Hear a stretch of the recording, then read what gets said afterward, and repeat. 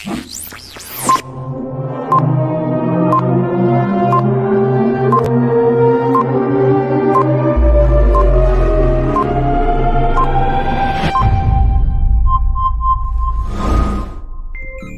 we go. You're welcome, Rich. How are you? Thanks for having me.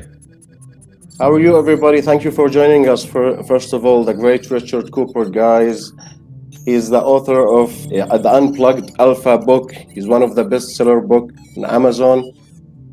I recommend you to check on it. You'll find the link in the description for Rich website and his book. You can check his channel also. The link is in the description for all what I mentioned. Welcome, Rich. Thanks for having me, Coach Kareem. Thank you, bro. We would like to start like we have four main topic that we're gonna talk about. First of all, we would like to introduce Mr. Rيtشارد for who doesn't know him, and I bet they're quite like minimum. Rich, like, can you introduce yourself for our people here? Sure. So I created a channel in 2014 I called Entrepreneurs in Cars, mostly because I wanted to combine one of my favorite TV shows, Top Gear, with entrepreneurship. And I started to interview my friends in their success rides, cool cars, and they would tell stories about, you know, a lot of the stuff they had to do to obtain the wealth and the success. And I ran out of friends quickly and started to do some kind of in-between episodes. And one day somebody said, you should do a video about the kind of women to avoid bringing into your life and dating or marrying. So I did a video on that and it did very, very well. And it was around the same time that I had a breakup with a very bad relationship. I made some very bad choices. I totally ignored a bunch of red flags. And I didn't know what to do. I was in my very early 40s. I had been divorced. I've got a daughter from that marriage. You know, things are excellent there. And I was talking to this guy one day, and he said, "You got to read this book by this guy Rollo." And you know, I read it. This was 2017. I've since become the very beginning, huh? Yeah, and I've since become great friends with him, and we've worked together on a number of projects. In fact, I have a collab with him this Monday on raising daughters.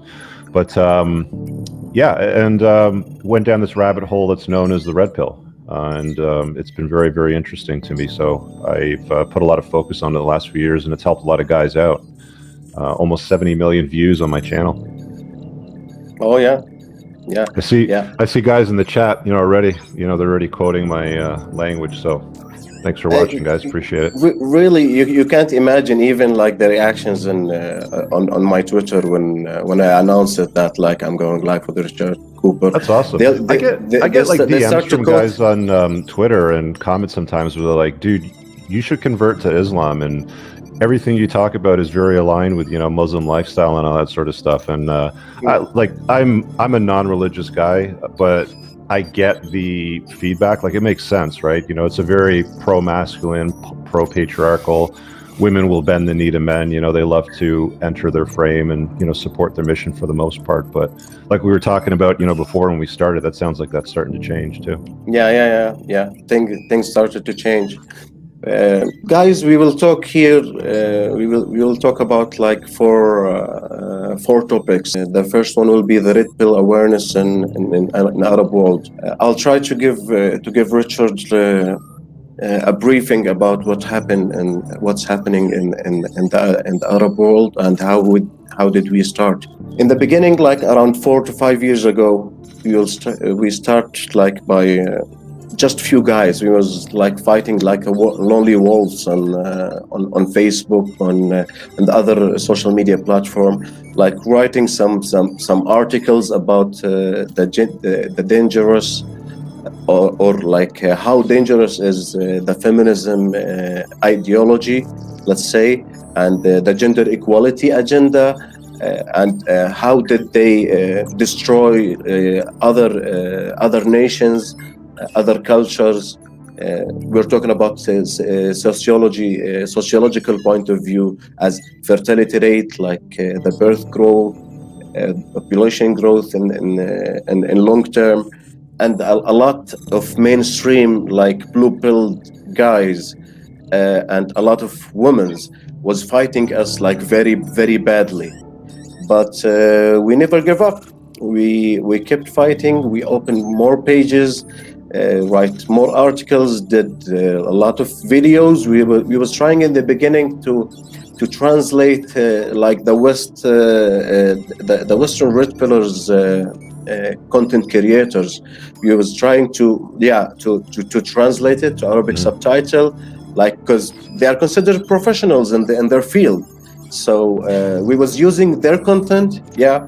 I'm laughing because we're so much more further ahead on the feminism supremacy movement here than what you guys are in Muslim-speaking, world, like Middle East world. Yeah, it's far more advanced here. Like there's a lot of things that we've experienced that you guys are just starting to see now. That if you don't stop, if you don't nip in the bud, it's going to get to where things are here. You guys are probably like 10, maybe. I don't know. Like I've never been in the Middle East. Like I've never visited, so I can't say for sure. But the feedback that I've gotten, because I've talked to a lot of men that are originally from the Middle East that live in Canada or the United States or England, and they've married women and they've brought them here, and they've seen how they've changed. They've seen how family law can destroy men in court. And I think that you're going to start to see versions of that push into the Middle East, or it's starting to happen now. Anyway, it sounds like. Yeah. Within the last like 10 minutes, it's been active in 10 minutes. Like before, like 20 or 30 years, there was like some feminists barking here, some feminists barking there, but like it was not really efficient, like on a political level.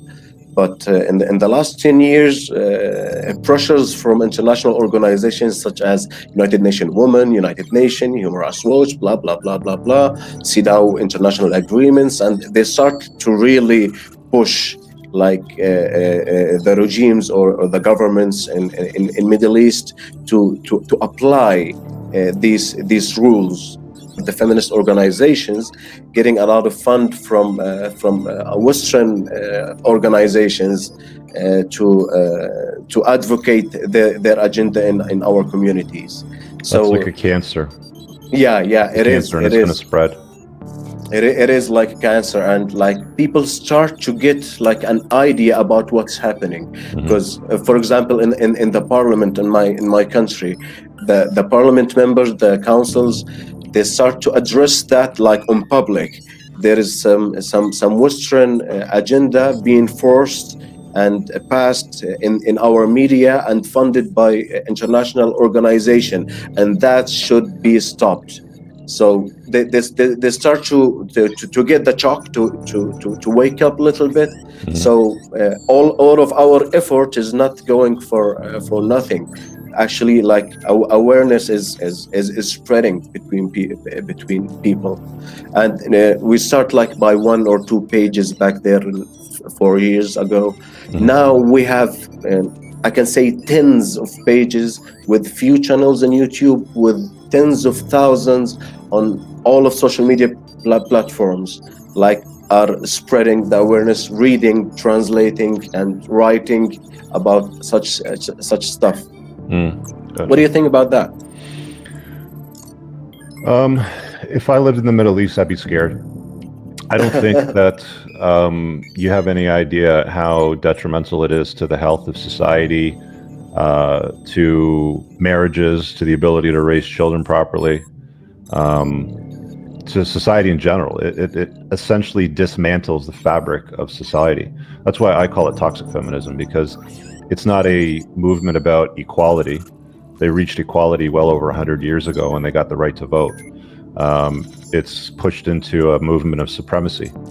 And we have things like Me Too's here, where without any proof whatsoever, a woman who can allege 20 years ago when they were in college there was misconduct and completely destroy a man's career with impunity. So there's no consequences whatsoever if it's discovered that she's lying. It's just, the narrative, used to be that, there was law and there was justice to be served, and you'd bring it before a jury. But now with conversations like Me Too, it's guilty until proven innocent, because you have to believe all women. And that's just one part of the story. There's many different parts of that story, and it just keeps repeating itself over and over and over again. You can look at family law, you can look at the justice system, you can look at labor board issues, with payroll and with employees and complaints there, and it's gone throughout the entire fabric of society, and it just keeps pushing into an area that gets worse and worse. Like, when it gets to that point, the only thing that you can do here is just look at it and say, okay, I see the way things are, because my approach is to plot it on a map and say, okay, guys, here's a map of the landscape, and here's all the landmines. So don't walk here, here, here, here, here, and here. You have to go around them.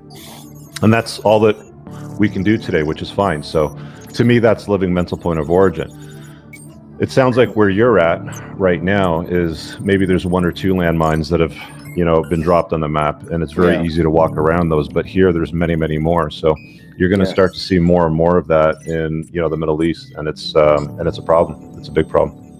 Yeah, we're still like, if you want to compare like West Europe and Canada, US, Australia, with the level of toxic agenda spread or being applicable, like I can say we have 20% or 10 to 20% of that level, not more.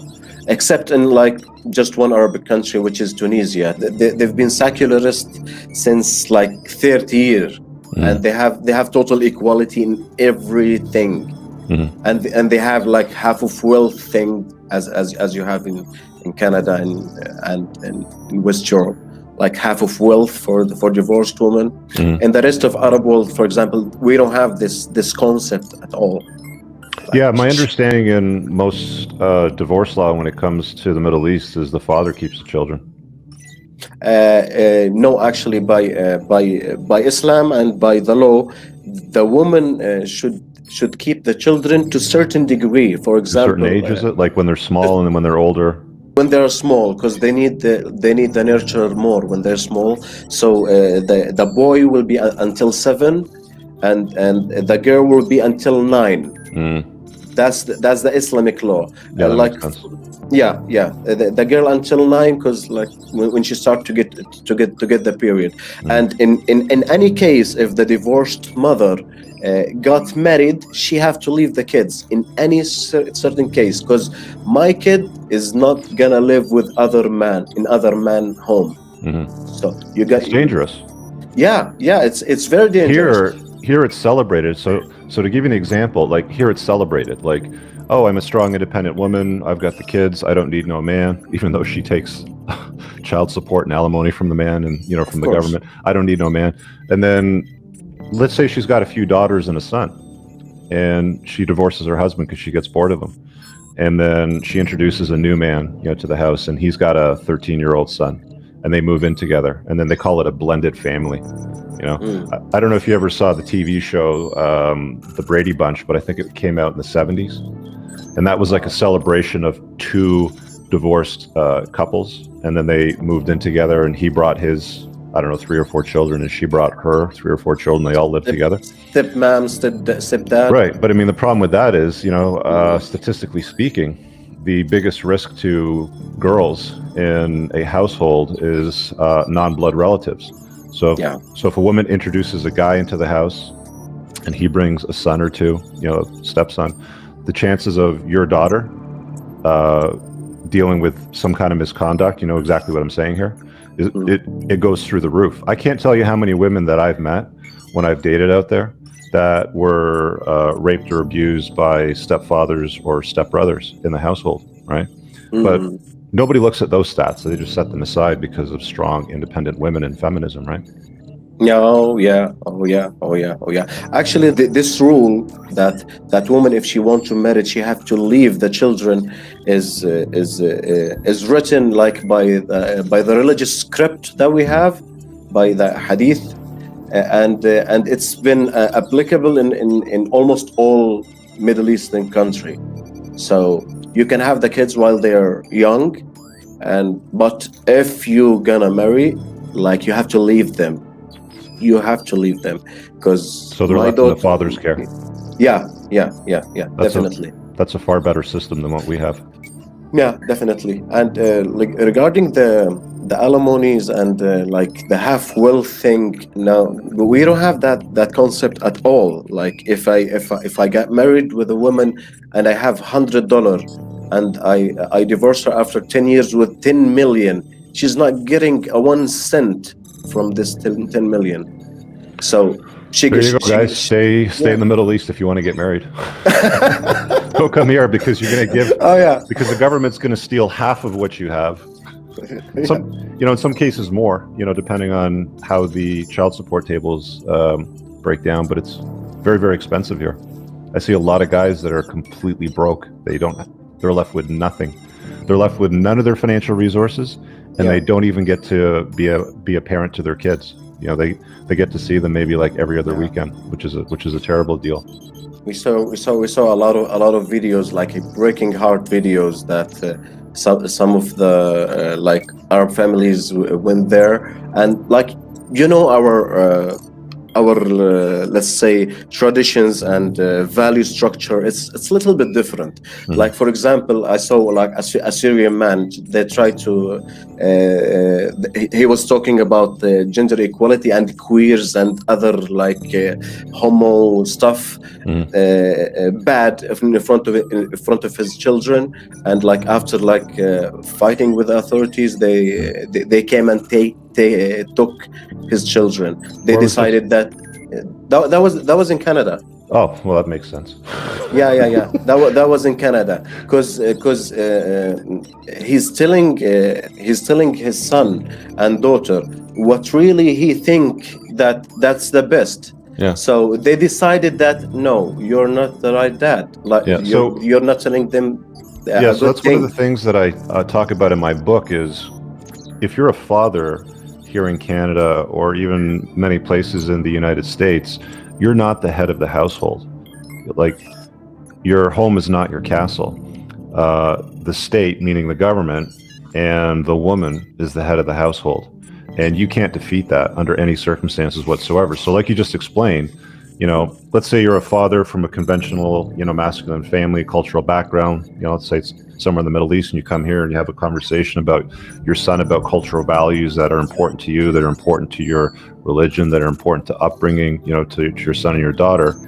And let's say the school catches wind of that. Yeah. And because the teacher's a liberalist, they don't like that.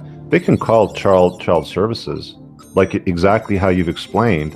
And then the government can now say, you know what, you're not fit to be a father anymore, and we're going to remove you from the household, or we're going to remove the children, or we're going to put them in foster care. They do all kinds of crazy stuff here. It's insane. Yeah. I was imagining, like, I was thinking about that like accident a few days ago, and I was thinking that, like, imagine if that happened in Jordan, my country, like a government authority came to take like one of man's children. Like, people can start war here for that. Really, they can start war and kills will be in hundreds. Like, for that, nobody can take my children from me, not even the government. No, if there's something wrong, we can talk about it, but nobody gonna take them. Yeah, that's the way it is here. That's boundary, that's cultural boundaries that, like, we're still having and trying to defend that. I guess like that's a good boundary to put.